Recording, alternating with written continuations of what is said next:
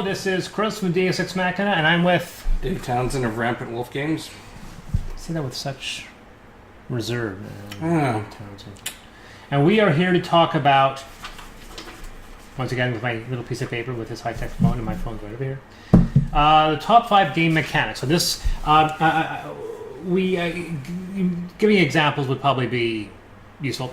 Yep. And we weren't just going, we decided yesterday we weren't going to go with this top 5 mechanics as per list in Board Game Geek, but because sometimes there are categories, sometimes the game defines a category, yep, and then the imitators come out, but the original game still isn't classified as that. Mm-hmm. So there are certain terms that aren't really popular. So this is the top 5 game mechanics, and I think it's relatively specific stuff too. I think it's from me. And I think so I think that's the biggest thing with all of our lists is I think the biggest caveat is they're top 5 to us. Well, obviously they're subjective. I always think that reviews and top 5 lists should be subjective. So we're not we just run Board Game Geek and go, here's the top 5 according to everybody else. No, everyone can do that. This is our personal opinion as experts of industry. All right. Okay. So you started last time, or I started last time? You started. I started last time, so you start this one. All right. So your top 5 game mechanics with examples. Go. All right. So number 5 for me is going to be the trader mechanic, and the reason why, and I'll give an example first before I give my why, is something like Shadows of Camelot. Yep. Or Dead of Winter. Yep. Now, 2 games I think are deeply flawed. Yes, and that's why I had to put this one in here. He's like, just to spite me. I'm putting in favorite just for the hell of it. The reason I enjoy the trader mechanic is because a lot of times there is the possibility that there is no trader. So you're suspicious. So you're talking about games where the trader is optional, or optional trader mechanic compared to games where it's mandatory. Mandatory. Yes.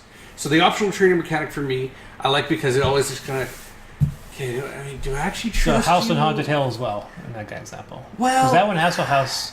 That one does have a trader mechanic, but it happens halfway through. Yeah, and you don't ever know who it's going to be. Right. Betrayal at House on the Hill, yeah. Or even Betrayal at Baldur's Gate. Yeah. Yes. So that's my number 5. So, question: who goes there? Yes. Do you think it's possible to play the game without anyone being the thing? No. Because when you hit certain things that make you vulnerable, yeah. Then you have to draw the cards, and then there's only a certain amount of cards that you can draw. It's 12, I think, isn't it? I think it's 16. Okay. And one of them has got the blood drop or whatever smear on it. But then they throw in an extra thing. So if you're vulnerable because you haven't eaten, there you go, you draw a card. Yeah. If you're outside when there's an attack, okay, there you go, there's another card. But then at night, you also have to bunk down with someone. And if they have any vulnerable cards, you have to share them. Exactly, and that's where you do the whole clicker thing, hand it back and forth to each other, you reset it, but, it's... So you go through those 12 cards quickly. Oh, yeah. So it's not hard. So there's no way to... Do you think, and this is the other thing, and this has been my conversation when it comes to a lot of games with betrayal mechanics, is this game better or playable with that mechanic removed? Because Dead of Winter you can play perfectly fine without a betrayal mechanic, right? Shadows over Camelot can absolutely be played without a betrayal mechanic. In fact, people can do so.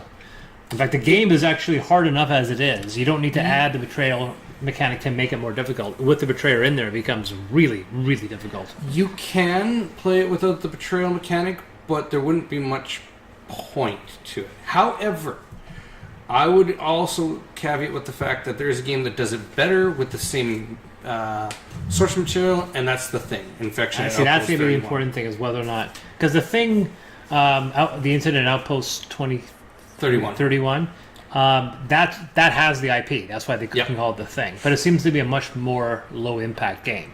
It is. I don't understand why, because it's a better implementation of it. Well, because it's made by a game company that has a pedigree. Yeah. That's different. It's like literally these certifiable. This is their first game. They have a second one called Stuffed coming out. They have another game before this one. It was called Orphans of. Orphans of. It's the one where you're basically trying to kill orphans. I can't remember what it's called. Oh, that all. Yeah. Yeah, the graphic design. I mean, I love the look of their game. I love That it is- too, and the production. But after quality is reading the good. manual, it's like, well, the manual is easy to understand. I understood your rules. They just have some issues, Yes. right? I mean, personally, for me, I mean, in the thing from the Outpost, is that game possible to play without the trader, or is there, once again, always going to be somebody who's going to be the thing? Always going to be someone. It right off the bat, someone's the thing. Right off the. Oh, right off the bat, then. Right off the bat. So, I like Well, I like actually- that. And who goes there? You start with you not knowing. Actually, I can't remember. It's possible that you may not have. No, you may have not have someone who's the thing right off the bat. This is one of those things where we're talking about game reviews. Maybe when we do who goes there, looking at who goes there as a trader mechanic. Yeah, people are going to be that, but it's one of those things where, although I would not, I think Dead of Winter's revolving character thing is very weird. And I wouldn't really do it. I think playing with the idea of having, once again, honoring this original story, the who goes there, having a crew of like 20 or 30 people, having a roster of background characters, and potentially having them be the thing. So it's possible that all the characters, because the thing about a betrayal mechanic is that a cooperative game, everyone wins or everyone loses, and then betrayal mechanic, at that point, it becomes a team or one against all. Correct. The other thing about who goes there is I like the fact that they had to find a way to make it so that if all the creatures, if all the characters are on the helicopter are the things that you lose, Yeah. which makes no sense. Yeah, that makes absolutely no sense. Like they tried to justify it in the narrative. I'm like, yeah, it doesn't make sense because if only one of them gets on and manages to get the helicopter number to be too low, it absorbs the rest of the survivors and it wins, which is the exact same thing as if all of them are on the ship being thing. Like, it doesn't really make sense. No. And they couldn't figure out, so they tried to write it off as a narrative point. And I'm like, no, I see through it. You guys needed another pass with a game designer. You should have hired a game designer to come in and go, okay, first of all, betrayal mechanic. I think betrayal mechanics should be optional. So I'm not a huge fan of both these things. The fact that it's makes it mandatory. That's just me. Okay. Talking about good stuff, not bad stuff. So yeah, that was your number 5. Yes. My number 5 is deck building. Specifically, though, with the caveat of cooperative deck building. Okay, fair enough. Because I actually will go into detail why I think deck building is actually also a bad mechanic. Spoilers, it's going to show up in the list. But I think deck building works well in a cooperative fashion. Yes. Because cooperative games, even the ones I dislike or don't like as much as other ones, would be a better thing to say, they have they need some randomization, and they usually it's a randomization of rolling dice to see if you succeed in a task, which I can generally really kind of dislike. If it's just like literally, it's like this is the game is like 50-50. So I wasted my time. At least Robinson Crusoe, as you fail, you get. But how is that any different than the randomness of a card draw? Well, it can be and it can't be. I mean, once again, in a deck building game, you can buy your cards and you go into the shuffle deck and you put them in your hand.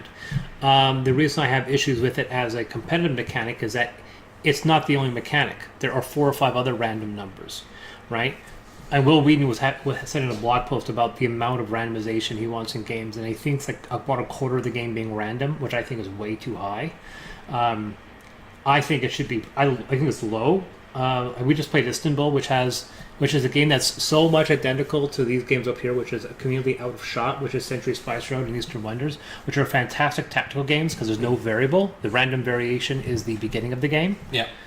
And then Istanbul has this exact same format, but they throw in 2 steps when they're die rolls. So I was like, oh, I rolled. Nothing I do will matter.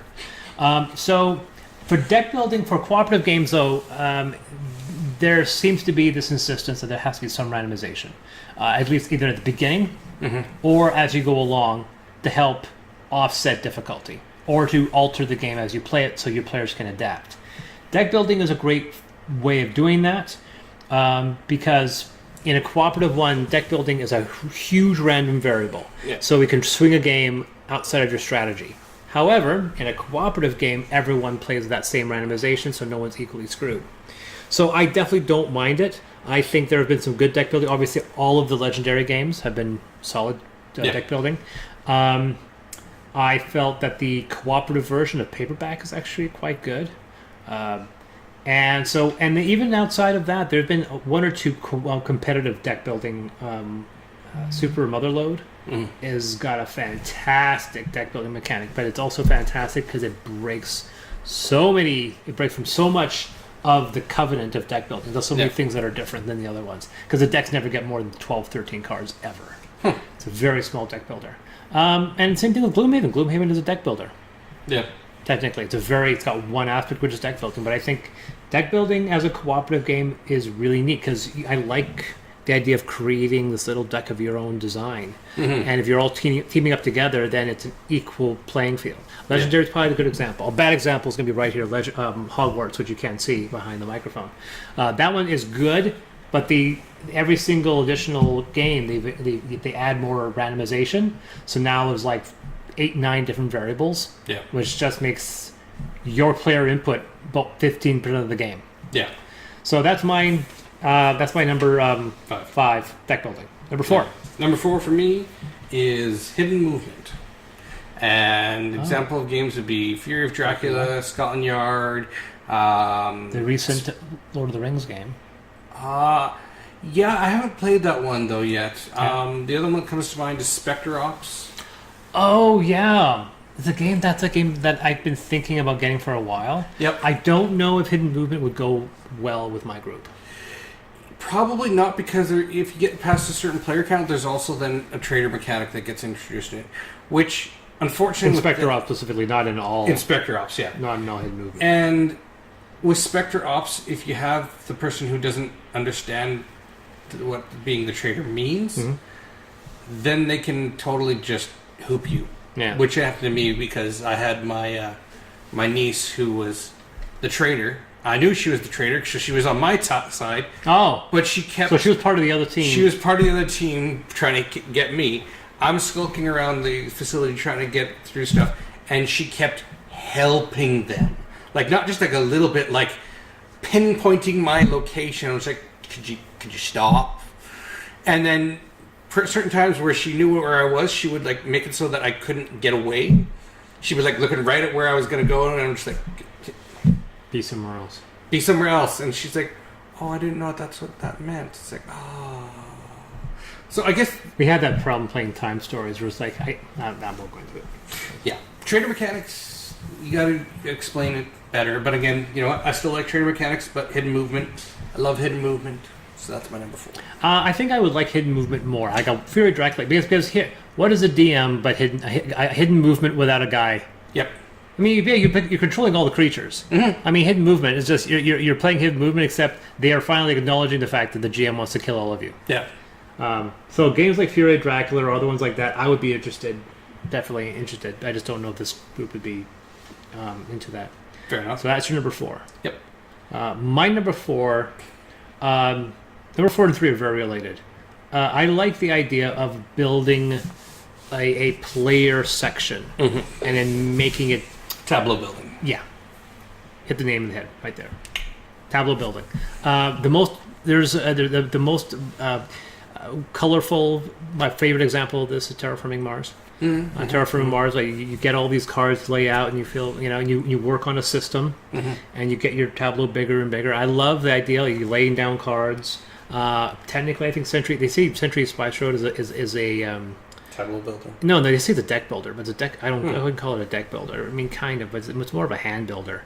But it has this big tableau. You get to beautifully lay out these cards. But the idea of you lay down cards and you have this beautiful little arrangement, and cards feed off other cards. And Terraforming Mars is a great one because you can create this system where they're constantly feedbacking back and forth. That's more of an engine builder then. Yeah, the funny thing is the fact that engine building and tableau building, there are some distinct differences. Yeah, exactly. The first game I ever designed, which is a game that may hopefully get made, I play with the idea of it being a group tableau builder where everyone's playing off of the same concept. But yeah, I like the idea of creating. So obviously, spoilers. What you said might show up again, but Tableau is. I love Tableau builders. I don't nearly have enough Tableau builders, but I like the idea of what they do. I'll have to get you to play Valeria Card Kingdoms. It's a really good Tableau builder. Oh yeah. All right. Your number 4. Number 3. Your number 3. Number 3. Number 3 is not a quote unquote game mechanic that is listed on anywhere on Board Game Geek, but it is a mechanic that I like that is in Xenoshift, and that is trading your cards with other players while still doing a deck builder. Because So you've gotten really specific. yes, I got very specific on this one. So the fact of being able to give your Card cards, card trading in co-op, because there's still co-op, but there's always that thing where it's like I've got my card. Xenoshift, by the way, that's another example. Thank you. That's another example of a really good cooperative deck builder. I have Xenoshift, so that's another example. Thank you. Yeah. So, but in Xenoshift, it's the only game I've ever seen where you're doing your own thing with your deck of cards, but it's like, oh, Chris, you're going to get your butt kicked. Here, let me help you out. I'm going to give you some guys. Oh, yeah. And you're literally giving it, it's not, oh, you're going to get those guys back. It's like, no, I'm giving them to Chris. Those are his cards now. Yeah. Yeah. What? Yeah. There's It's no one- other game there's that one- does it that I can think of. Castle Panic. Castle Panic, you trade cards. Okay, and catch. Not nearly as much, but No. everyone can trade one card with each other. You're constantly trading cards with other players. Castle Panic, Yeah, okay. Castle all right. Panic, Apocalypse Chaos, and Xenoshift are both games where you will always play with as many players as you can. Yeah. The game doesn't tell you, but the games become increasingly difficult, if not nigh impossible to play in lower player count. Yeah. You do not play Apocalypse Chaos unless you play with all 4 characters, which means 4 players or at least 4 characters.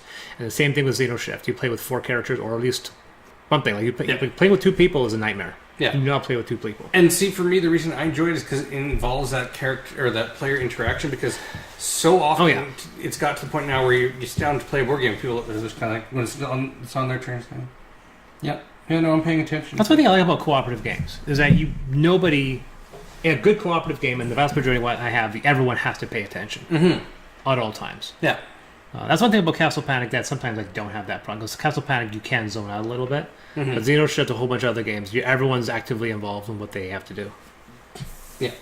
So that was my number 3.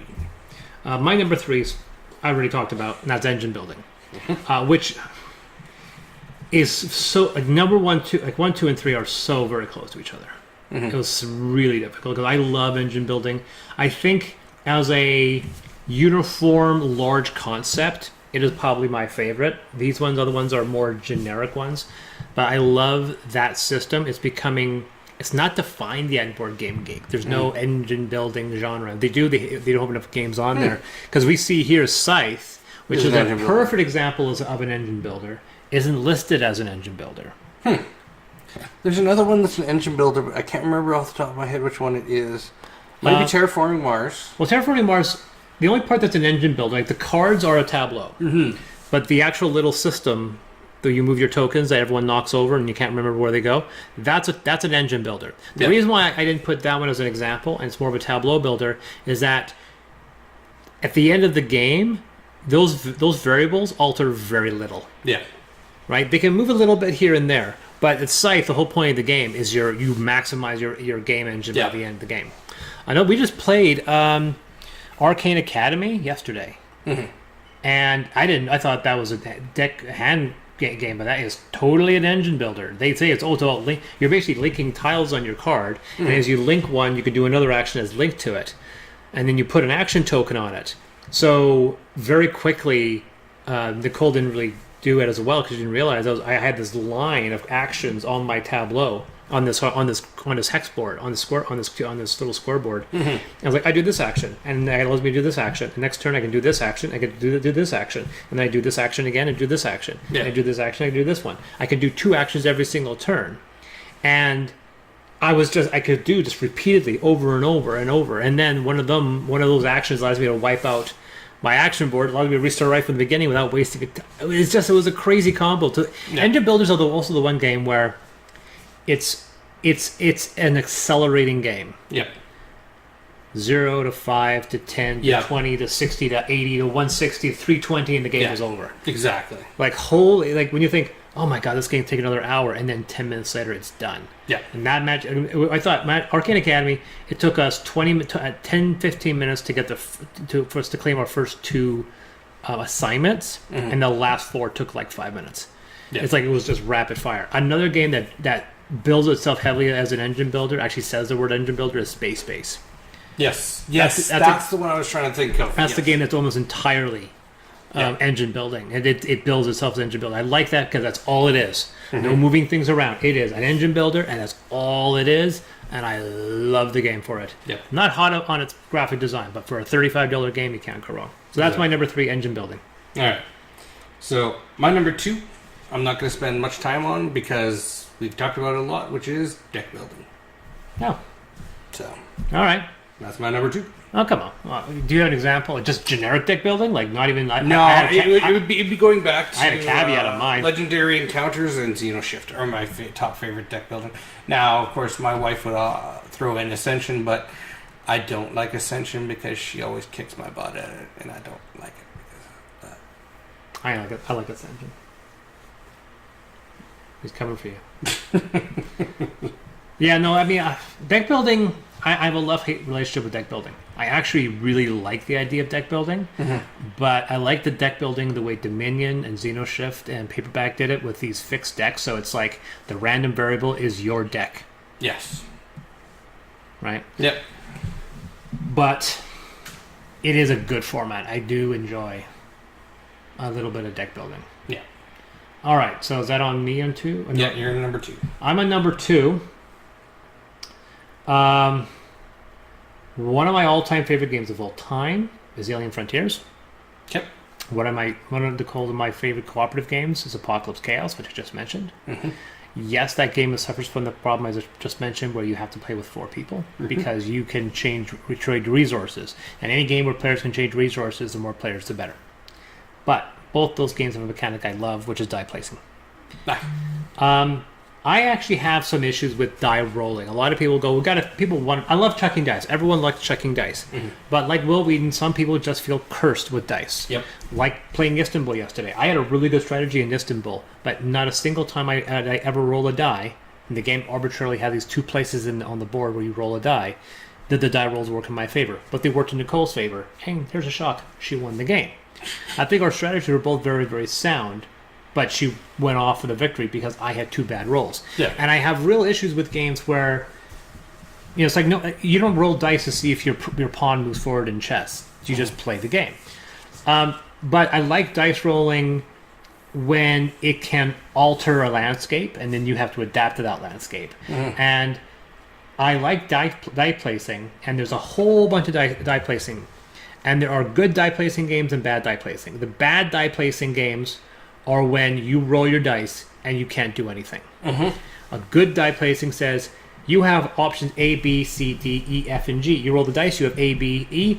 Roll dice from C, D, F. And you always have options. Yeah. They just alter, and you have to then adapt to that alteration. I heard King's Forge is done by the same people who do Alien Frontiers, so I don't know if that one's as good. Obviously, there are some obvious ones. Die placing is in Star Trek 5 Your Mission, which has very quick rounds, but does have situations where you might be able to where you might be forced to skip a turn, but the rounds are very quick. You've got games like Sagrada, which is also heavy on die placing. Getting locked out is extremely rare, but it can happen once or twice a game. But Alien Frontiers is one that defined it. Alien Frontiers is perfect.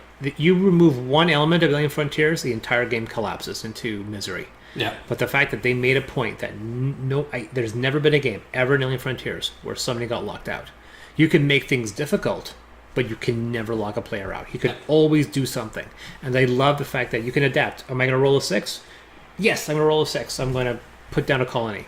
Oh, I didn't roll a 6. I can't put down the colony, but I rolled double. I 1, 2, and 4. I'm going to get some ore. I love die placing for that. And I love the idea of grabbing a rolling of dice and then sorting it out. And then die placing in a cooperative mode, like Apocalypse Chaos, magnifique. And I'm so upset that nobody does it more. Yeah, absolutely. Because once again, Apocalypse Chaos, you roll the dice and go, oh, this is a horrible roll. But hey, you got some good dice.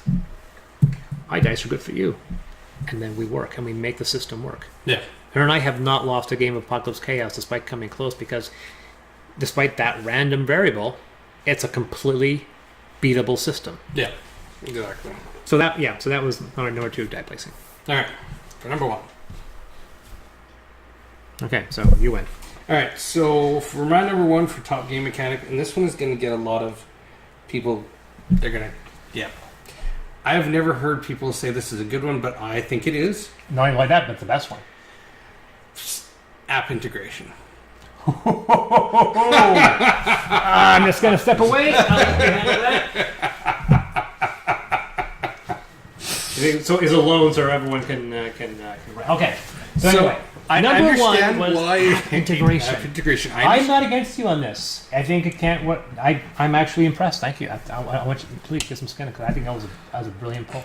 I understand why it gets hate, and the reason why is okay. So now my app, I've got. I can acknowledge the hate. I don't necessarily always Well, understand it, but I understand and acknowledge it because, okay, so I'll take for example, Mansion of Madness Second Edition. Okay, so you need the app supplements the GM Yeah. that has to control the game. and you can't play it without it anymore. Without it, the game is unplayable. Exactly. And the thing is, people say, okay, well, for example, with my son, when he's 15 years old, he's not going to be able to play that the game anymore, because probably the app Won't won't be work supported, anymore, or the iOS device or whatever I'm using it on won't run it anymore.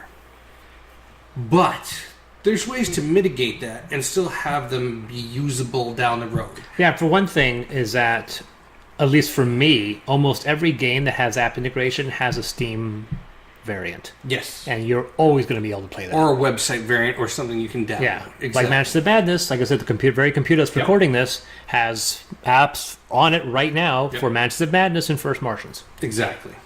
So, and for me, it's just like, you know what? How many of us have those wasted God damn, devices that we your can't choice is keep better than around, mine. right? Like we've got those old tablets or something.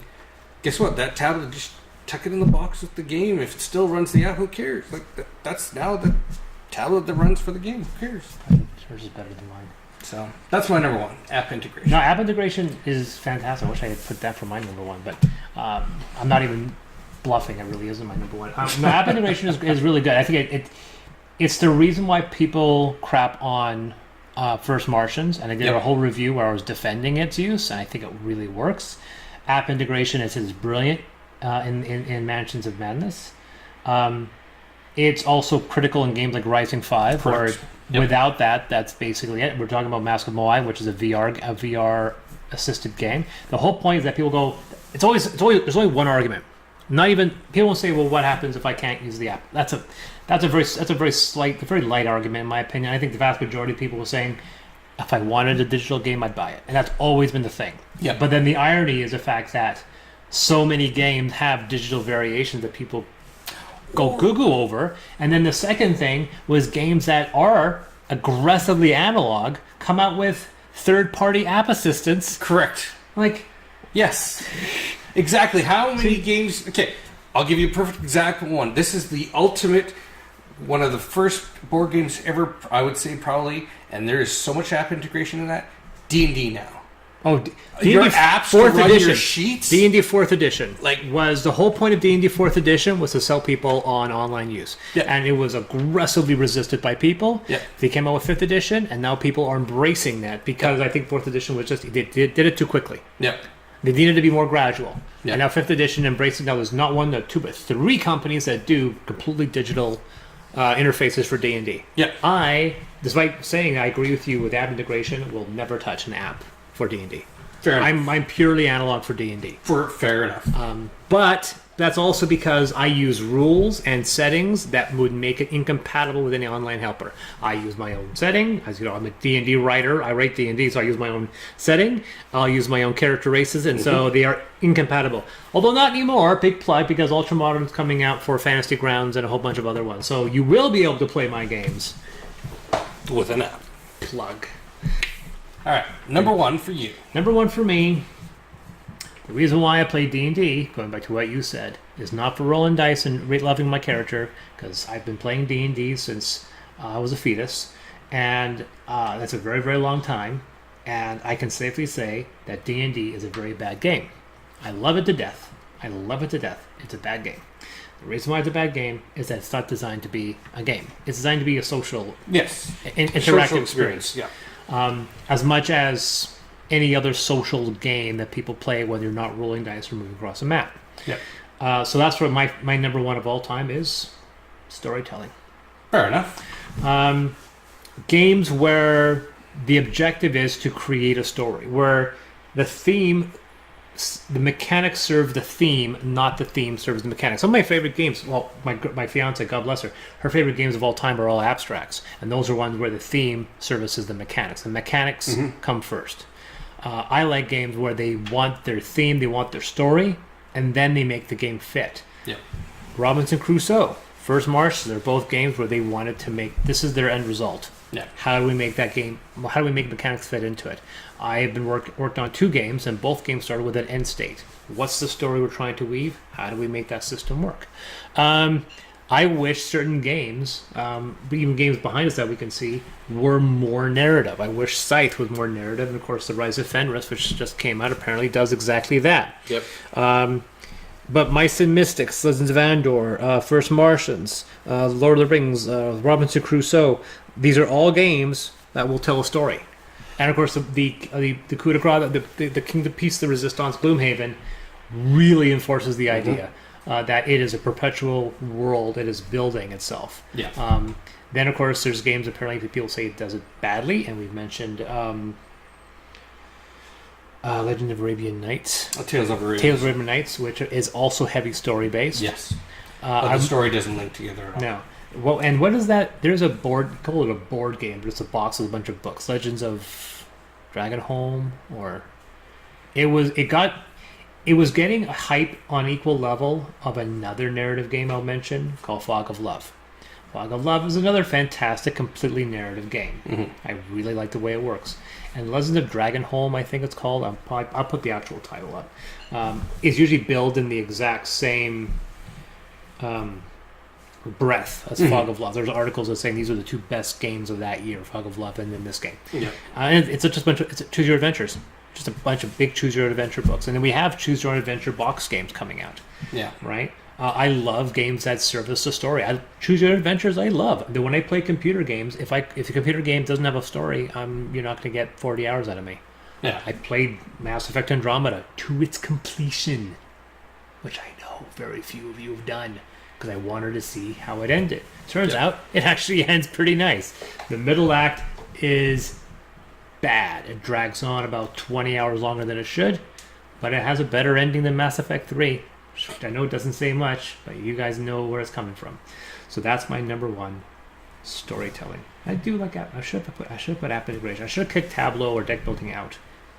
Put that one in. All right. But anyway, so that's mine. Deck building, number 5. Number 4, Tableau building. Number 3, engine building. Number 2, die placing. And number 1, storytelling. And my number 5, trader mechanic. Number 4, hidden movement. Number 3, co-op trading cards. Number 2, deck building. And number 1, app integration. Yeah, app integration. Damn. No, every time I've seen app integration in a game, it's actually done it quite well. Yeah. All right, so this is Chris. This is Dave Townsend. And I am so sorry for all the stuff when I moved the camera. I won't do it again. He will. Right now. Okay. They're still recording. Yep.